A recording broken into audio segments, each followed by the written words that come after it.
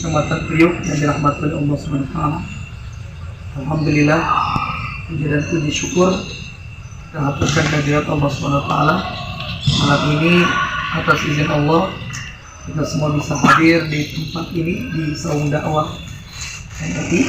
Mudah-mudahan hadir dan duduk kita mendatangkan rahmat dan keberkahan dari Allah SWT. Salawat ma'assalam semoga selalu tercurahkan kehadirat Nabi Muhammad sallallahu alaihi wasallam. Dengan doa semoga kita semua yang hadir mendapatkan syafaat dari baginda Nabi Amin ya rabbal alamin.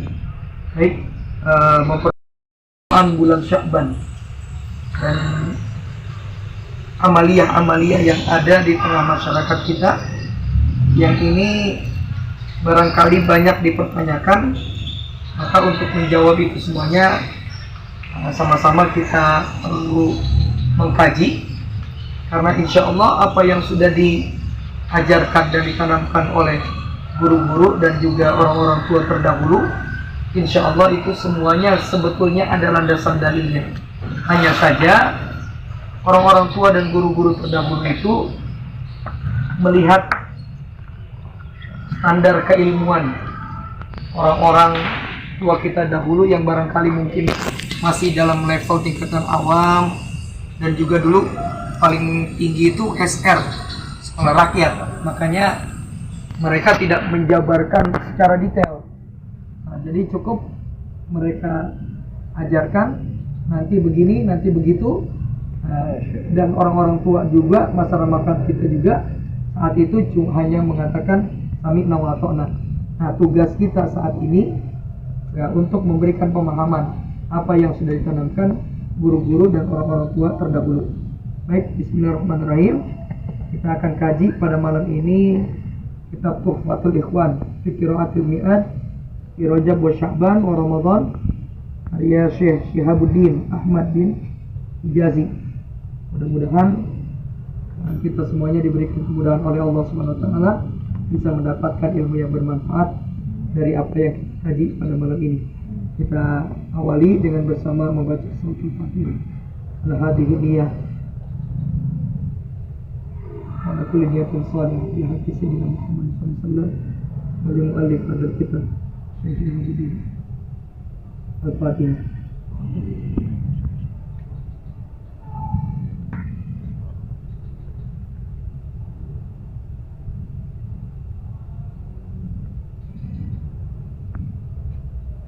Amin ya rabbal alamin. Baik, sebelum nanti kita membahas lebih lanjut, kami biasanya begini, saya teman-teman yang lain, saya mencoba di dalam dakwah itu sesuatu yang simpel dan sistematis. Yang tadi barusan kita baca sebelum kita kaji, penjelasan di dalam kitab ini tuh udah bagus, cuman belum sistematis. Semuanya ada, cuman belum uraiannya semuanya dijelaskan, cuman belum sistematis. Jadi kalau menurut kami, baiknya itu kita buat sesimpel dan sistematis mungkin. Jadi nanti ketika kita menjabarkan di tengah masyarakat, kita nggak ngalor ngidul. Jadi kalau saya baca di sini tadi, istilahnya nanti ke satu, ketiga, kelima, kedua, baik satu.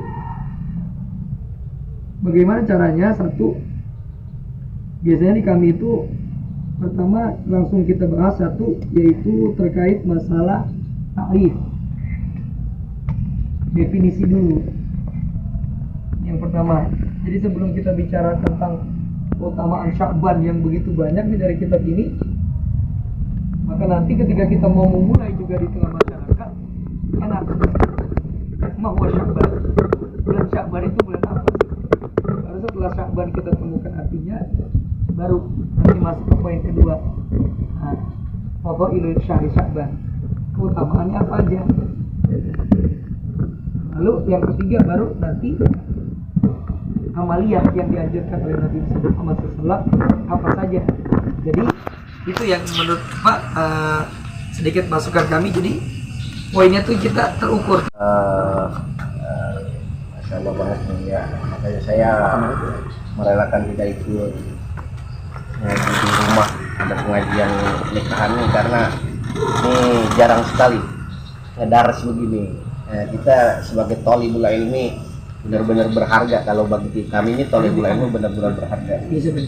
Jadi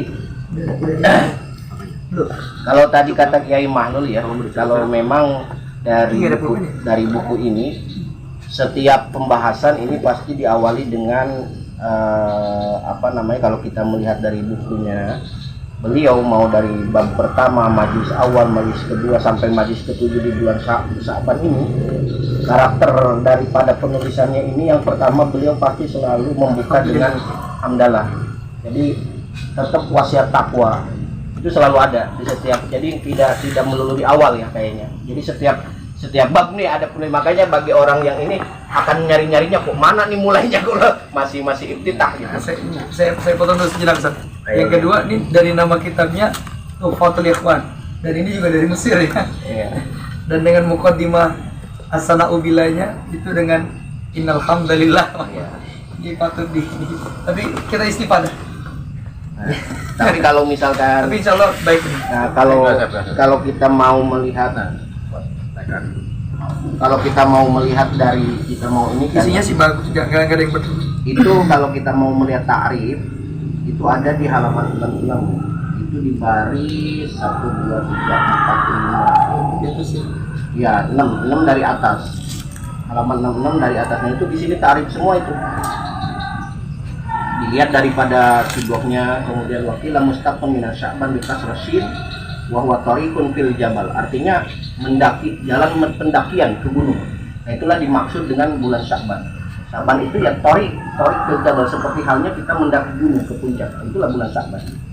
Menurut beliau seperti itu. Wakila ma'nahu sya'un bana, wakila mustaqim minas Sya'ab ya bi kasrasin wa huwa tariqun fil jabal fa huwa tariqul khair. Yang ditujunya itu ya torik ke kebaikan, torik jalan-jalan kebaikan sampai dia nanti ke puncaknya gitu. Nah, itulah pendakian dari awal kaki gunung sampai ke puncak, itulah dinamakan dengan Sya'ban. Ini ada di bait pertama memang, tapi secara penulisannya memang tidak dibuat takrifnya tapi langsung. Jadi dia ngambilnya itu pertama ini dalil. Kalau ngelihat dari sistemnya itu dia tulisnya ayat Al-Qur'annya dulu, baru dipretelin makna Sya'bannya di sini. Nah, sedangkan kalau faidahnya kayaknya bila dakhala Sya'ban taharu anfusakum bi Sya'ban, ini udah masuk kepada fadilah kayaknya ya. Atau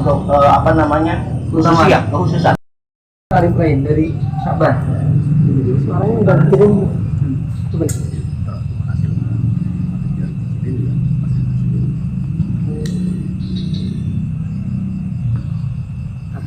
Ini kalau saya boleh nambahkan ya, dari kitab yang lain, ta'rif Sya'ban.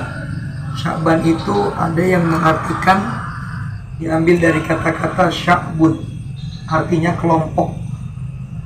Di masa zaman jahiliyah Arab kuno, orang-orang Arab kuno itu ketika masuk Sya'ban, mereka berkelompok-kelompok.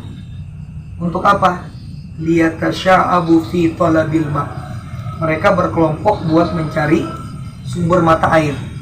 Jadi begitu masuk bulan Sya'ban, orang-orang Arab kuno itu ada yang kelompok 1 ke kanan, kelompok 2 ke kiri, atau mengikuti arah mata air.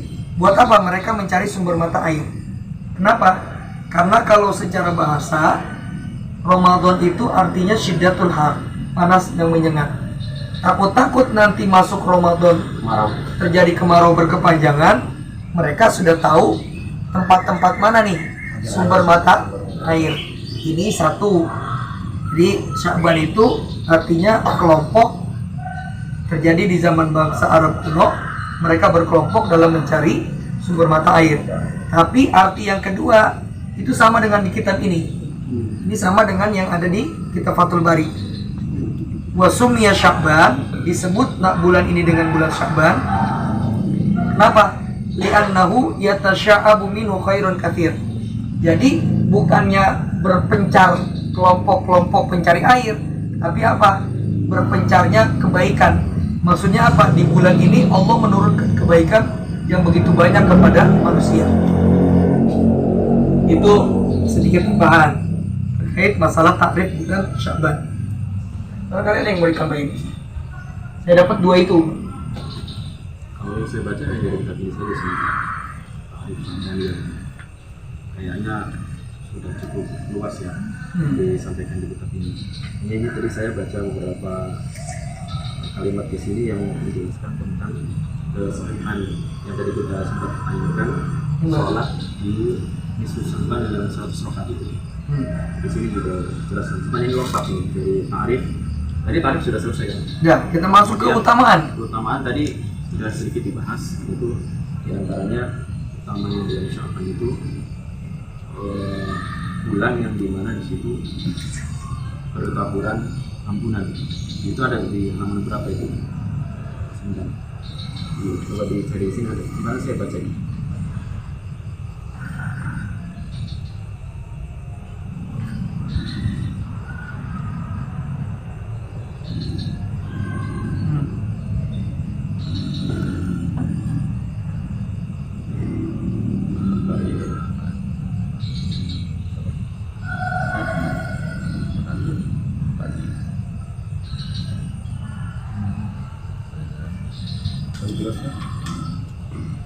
Syahrun di sini ada juga nih, menunjukkan di sini masih di halaman yang tadi tentang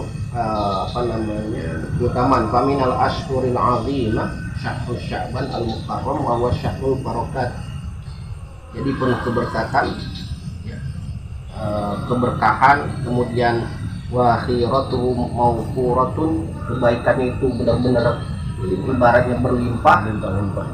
Jadi makanya hal ini terkadang dalam satu hadis yang tadi saya tanyakan Kiai, wadzaka syukur, kata Rasul kan ada satu ada satu bulan yang terkadang dilalaikan oleh manusia, yaitu itu baina Rajab wa Ramadan. Padahal bulan Sya'ban itu kebaikannya pun melimpah seperti halnya bulan Rajab. Tapi kan kita terkadang fokusnya hanya Rajabnya dan senang mau Ramadan, ya. Tapi lupa dengan Sya'ban nih, padahal Sya'ban itu kata Rasul ya sama saja kemuliaannya, karena bulan Sya'ban ini pun salah satunya sebagai keistimewaannya ya persiapan kita untuk menuju Ramadan gitu, baik dari segi rohani kita, jasadi kita, batiniah kita, ya. Kalau kita terkadang di bulan Ramadan ini makanya tadi salah satunya ampunannya itu banyak momen lah untuk memohon ampun kepada Allah, ya, diangkatnya dosa-dosa kita dan lain sebagainya. Itu salah satunya hikmahnya agar kita ketika masuk Ramadan kita tidak membawa dosa-dosa 11 bulan yang lalu gitu.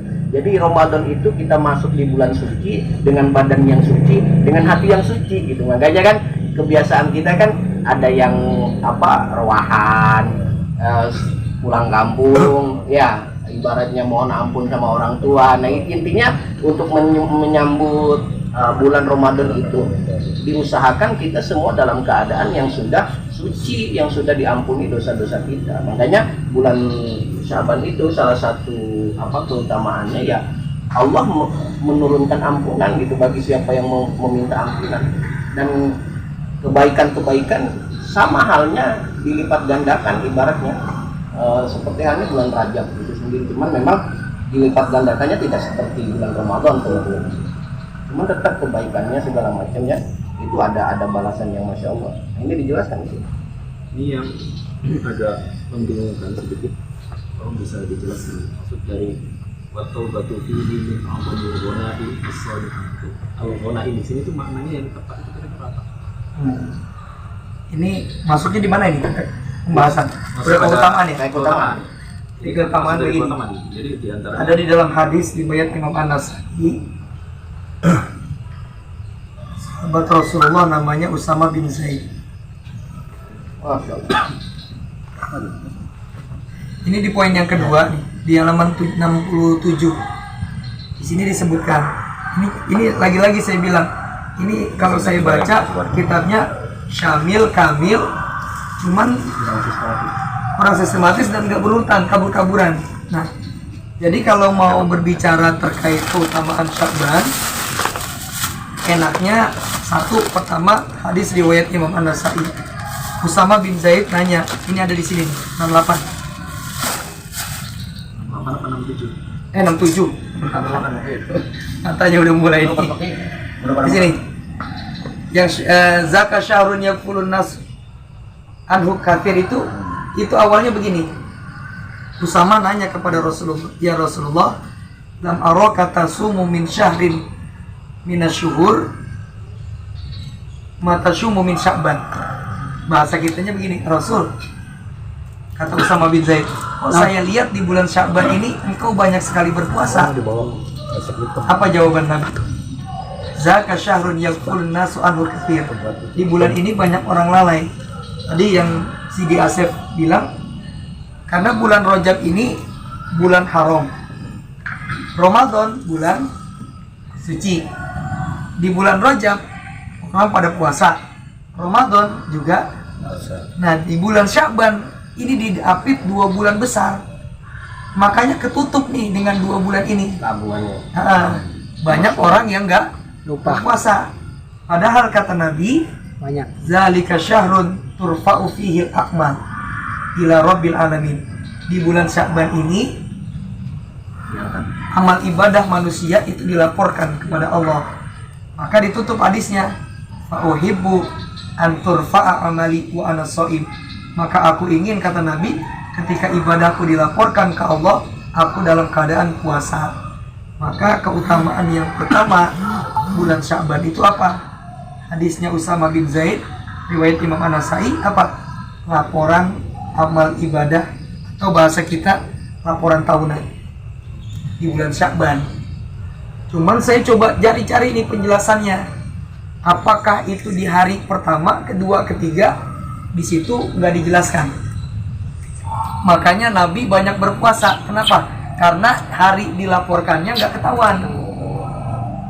Bukan tanggal 15 malam nuzul malam nisfu Sya'ban, tapi bisa jadi di hari pertama, bisa jadi di hari kedua, bisa jadi di hari ke-10, 15, 27 dan lain sebagainya. Doanya itu ada. Mana?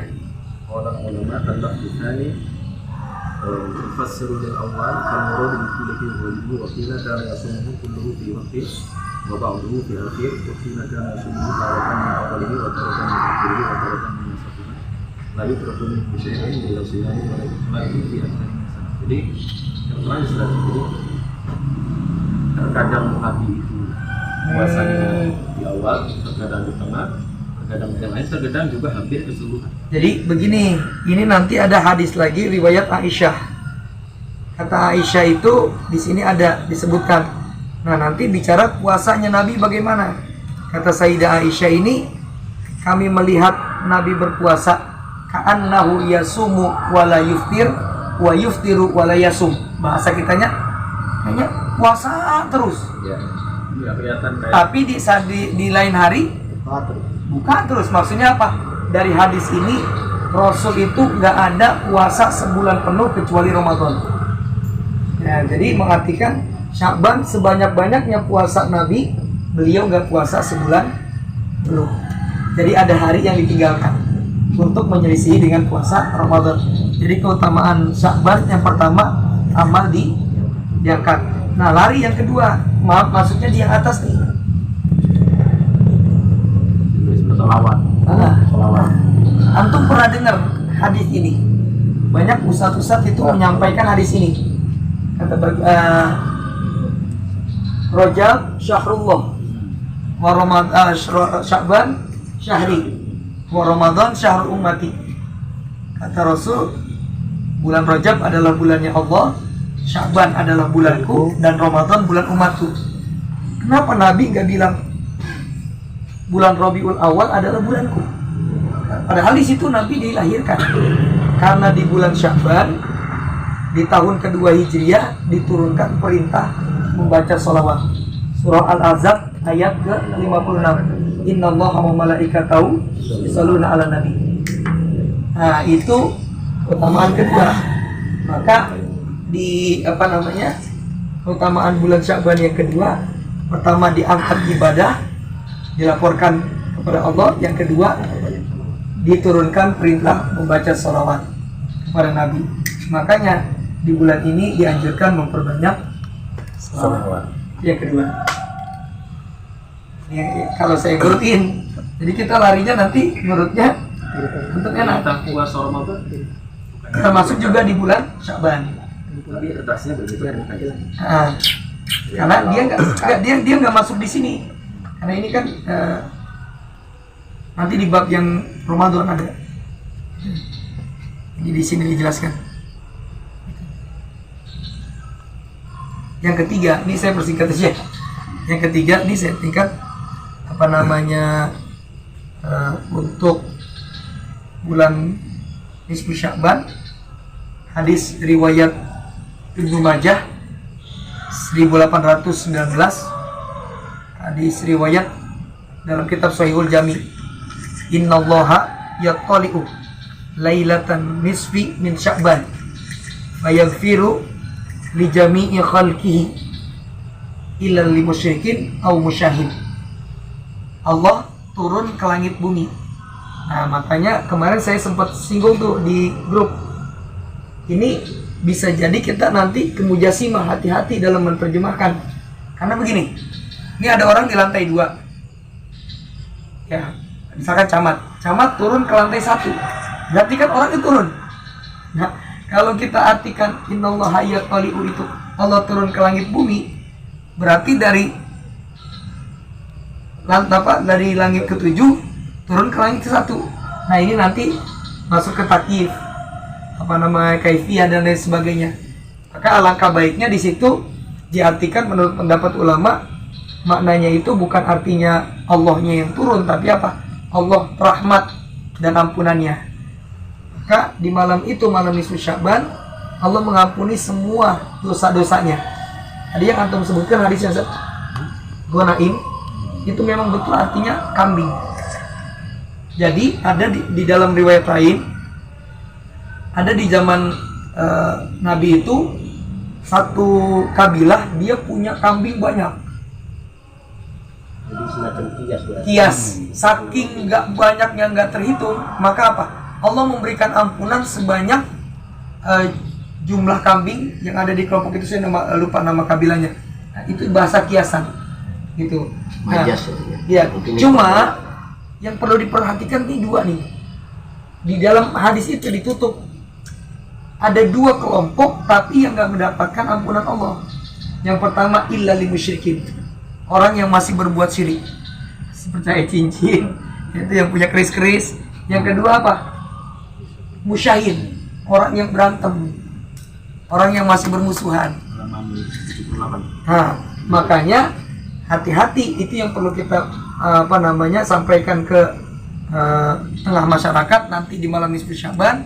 Jadi malam ini adalah malam pengampunan dosa, tapi kalau masih ada hati-hati yang bermusuhan dengan orang lain, membenci orang lain, gak akan mendapatkan ampunan Allah di malam itu.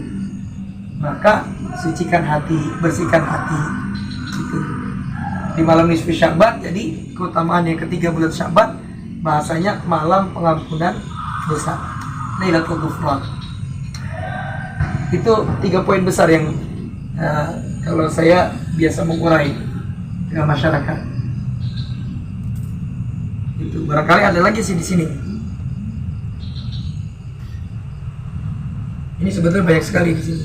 Kalau makna keluarga itu apa sebenarnya bedanya dengan misalnya yang guru atau misalnya syahid atau